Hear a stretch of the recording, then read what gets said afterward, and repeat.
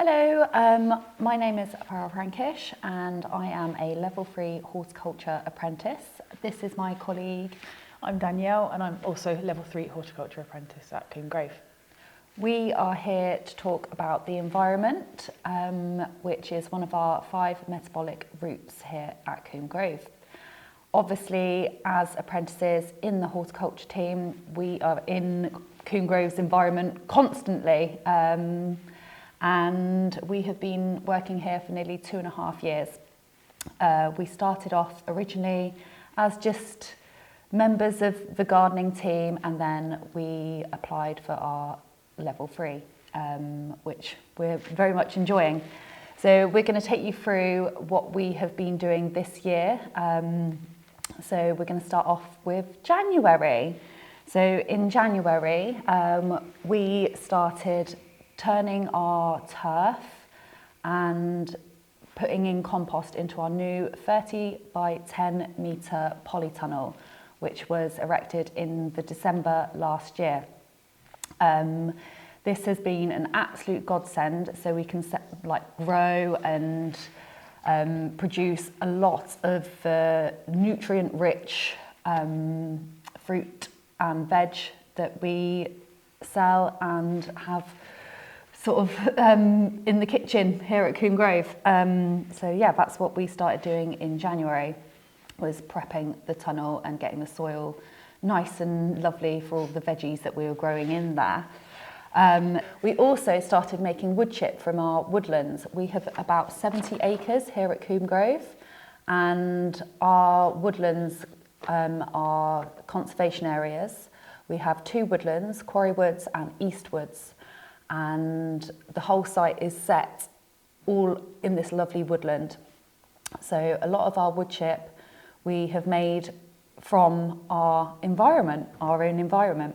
We started making woodlands wood chip for the paths all around Combe, and then in the market garden. So we are expanding our market garden to, I think, 9 outside beds that are 20 metres by 20 metres, and then we have the polytunnel. We also have a 30 metre by 30 metre perennial bed that we are also doing as well. So January was a lot of turning and a lot of manual stuff. And then so February we started sowing our seeds. We had started in January, because seed sowing, the germination rates, we wanted lots of good germination rates for our seeds. And we also did some regenerative pruning of the wisteria and the vine that is in our gazebo garden, which was really needed. It hadn't been done for quite a while. And also in February, we were extremely lucky to have Lucy Cowles, who is a wonderful woods lady, come in for a couple of days and teach us how to coppice the hazel that's in our East Woods. And then with the coppiced hazel from our woodlands, we created hurdles and structures. That was, a really fun couple of days and really good use of the environment and the materials that are on site. Really sustainable and great for the environment. Obviously, sustainability is one of Combe's, one of their main ethoses. So in March, we took down the old fence line for the market garden and replaced it to go with the expanded garden.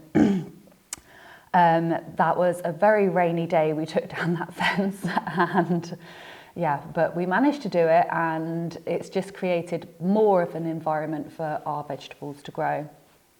And we started now planting in the polytunnel. Some of the seeds that we germinated earlier on in the year were all ready to be tucked up tight into the polytunnel. And then April, we had the cucumber lines go up, we had the cucumber plants go in. And we also had started getting ready for Royal Bath and West. We were doing a pop-up show as part of my apprenticeship for my level 3. I had to do a project, And the brief for the show was the 5 senses and sustainability, which I thought matched beautifully with Combe Grove.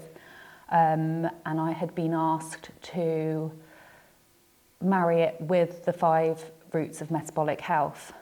So in May, at the end of May, was the show. So all through May, we'd been planning and plotting our 4x4 metre display garden. So I linked sound and mindset, sight and environment, taste and nutrition, smell and sleep, and touch and movement. So obviously, sight and environment, that was one of my favourite ones to do, because just generally looking at the garden created such a sort of joyous feel, and it really helps with your mindset as well. Just being in an environment that's pleasing to the eye, and we had like bird watching in there. Some of our countryside worker apprentices made the most beautiful bird feeders. We had beautiful water, the reflections, the different heights of the show. We had some really lovely feedback. So from Jim at RHS Wisley, he put good range of veg and good design and all very sustainable. Congratulations on a truly magnificent garden, so much variety packed in, and I love the hazel wigwam.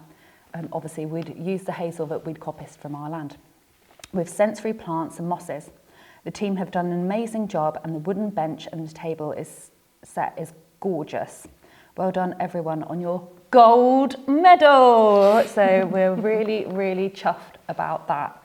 I wanted only to use apprentices across Combe Grove to do this project. So we had no help from higher ups. So it was all apprentice led, and everyone did amazing. So yeah. So the Combe Grove environment for me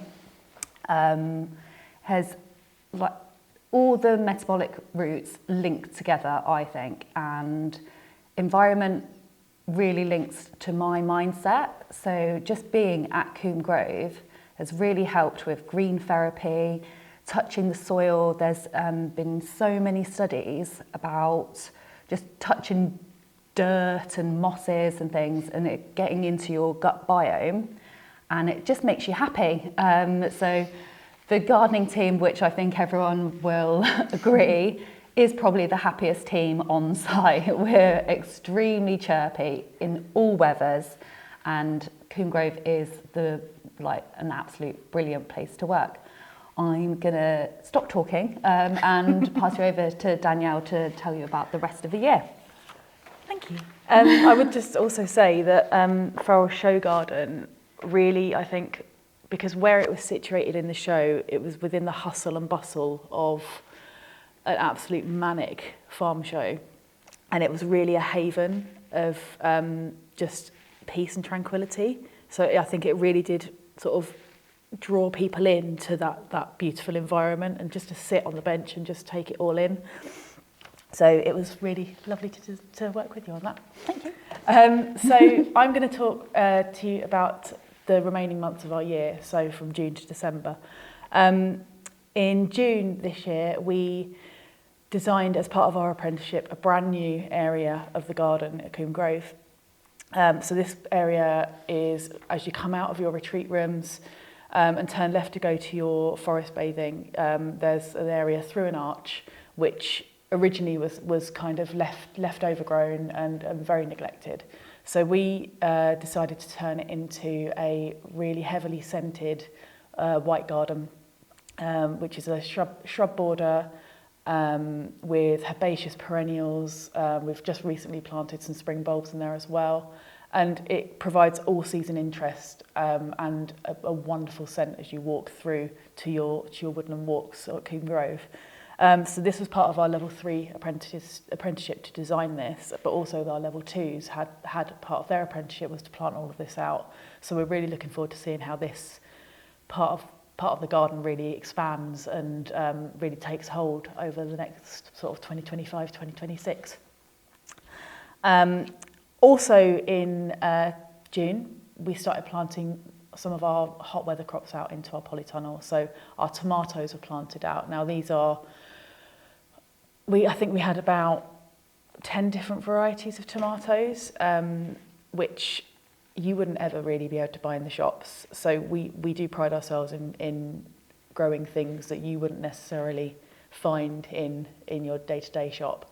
But also it means that the nutrient levels are higher, they're fresh from the ground when they harvest, and they just look fantastic as well and just look wonderful on a plate. We also had our first cucumber harvest, which I personally absolutely adored, because I may go into the polytunnel and try them occasionally as a snack in the morning.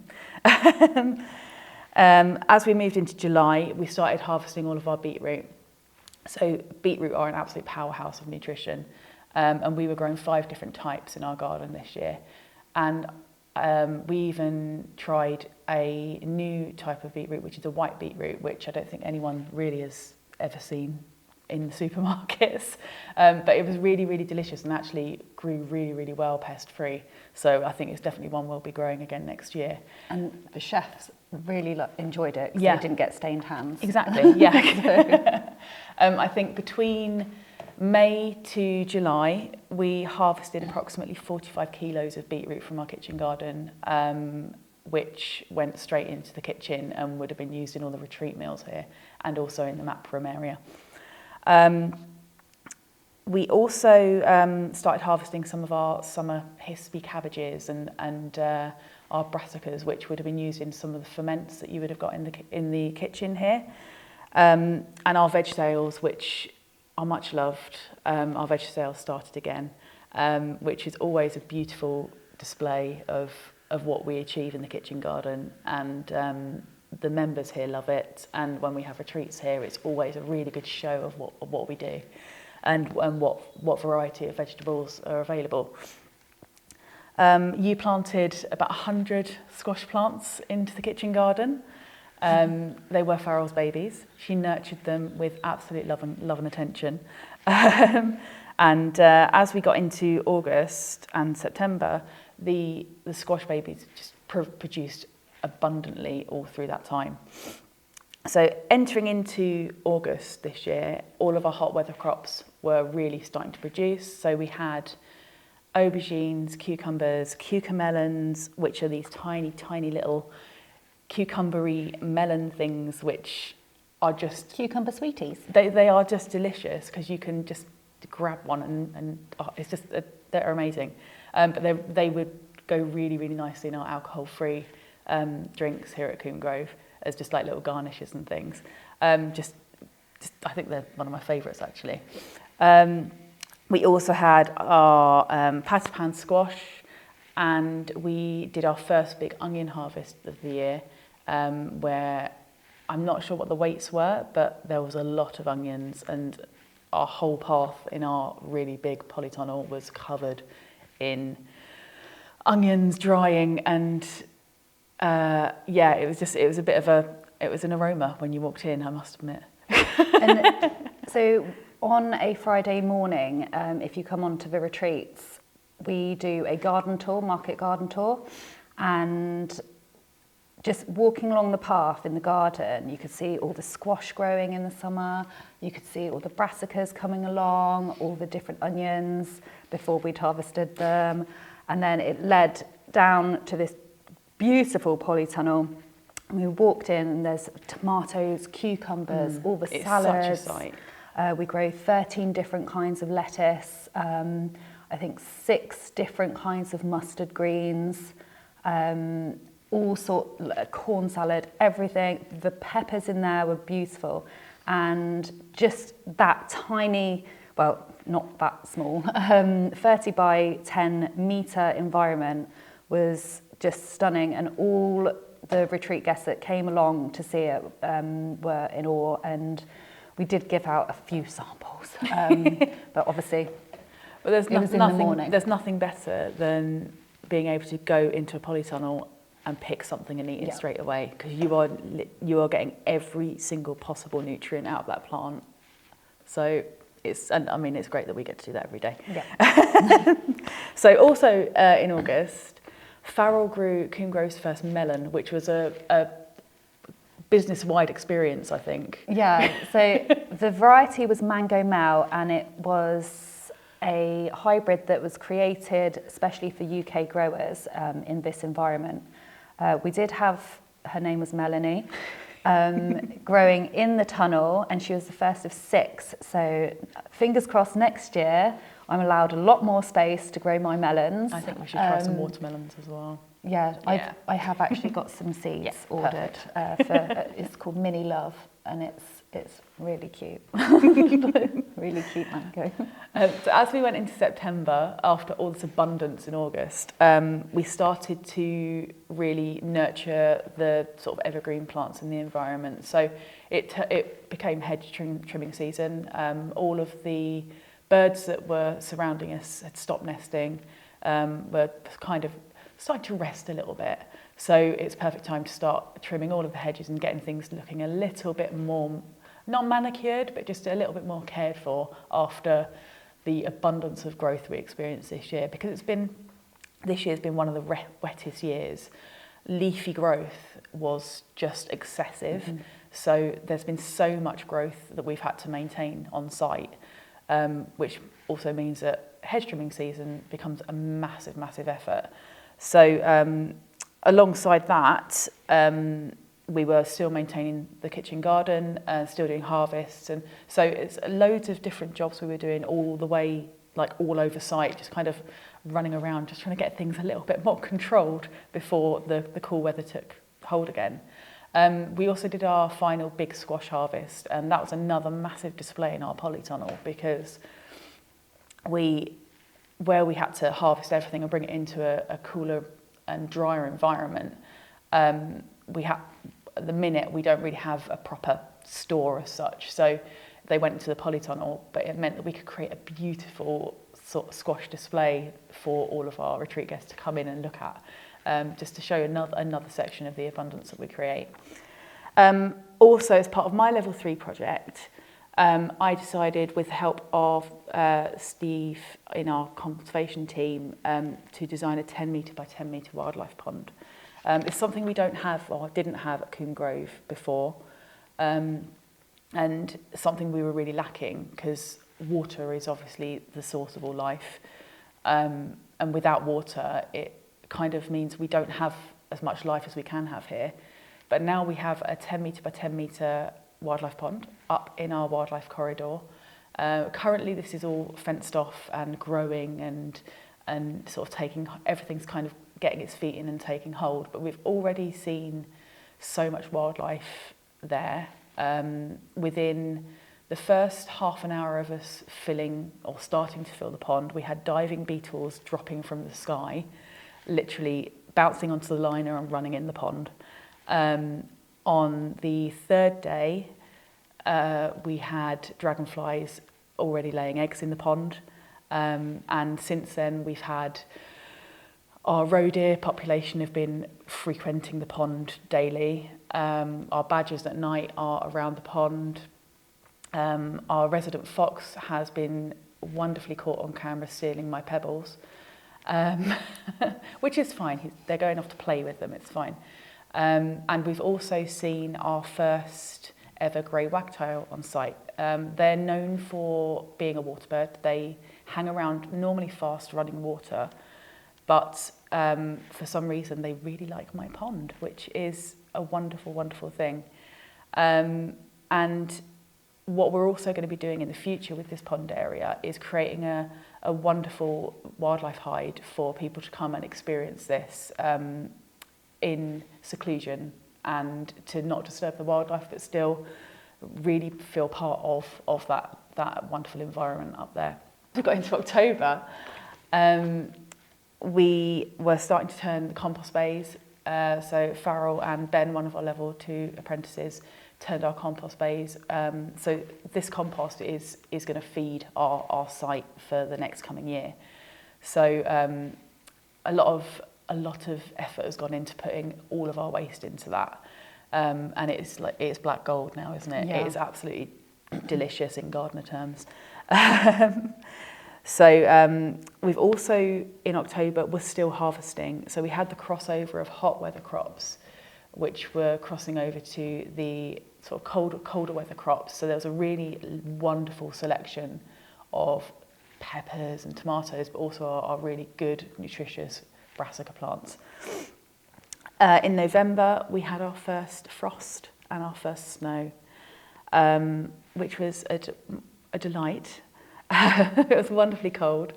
We didn't actually have one the year before. We didn't have a proper cold snap. So the good thing about getting a cold snap and having a proper winter is that it in effect resets our garden. So any pests, any diseases that won't survive that really cold snap will go, and then we can kind of have a bit of a reset button. Over last year we didn't have that. It was really mild, which meant a lot of our pests and diseases were sitting in the soil, which meant we had a really, really tricky growing season this year when it came to veg. Although we had a lot of veg, had we had that cold snap, we would have had a lot more veg this year. So it just proves that taking care of this environment is it's such an important thing to be part of here. Although it was very cold, we had our first parsnips, because parsnips tend to be a lot sweeter in or after a frost. So our parsnips were harvestable, but also things like our celery, our tender plants, we had to start removing and lifting from the ground to protect them because they wouldn't survive the cold weather. We also planted around 3,000 bulbs around the entire site. A lot of the bulbs we've selected will provide early nectar to bees and insects in that colder part of spring, which then means in theory that a lot of our plants will get pollinated a lot earlier. We'll have more of an insect population around to do that for us. So we're really working with the animals we've got on site and the insects we've got on site to really try and feed them to help us. Finally, in December, so very recently, we've completed a massive renovation project in East Woods. So East Woods are the woods at the lower part of site. And what we've done is create a massive, wonderful pathland out of our woodland fallen logs. We've shifted tons and tons and tons of wood chip and logs to create a gorgeous meandering path that goes through our woods that's safe and level for everyone to enjoy. And we've been restoring our soils as well, which means that hopefully we'll have bountiful produce for years to come. The more we restore our soils and look after that, the more food we'll get. So that's been our year at Combe Grove. It's been hugely varied. Very physical. Very physical. And I wouldn't have it any other way. No. It's been good. It's been very good. It's been very good. Let's do it again next year. Okay, deal. Okay.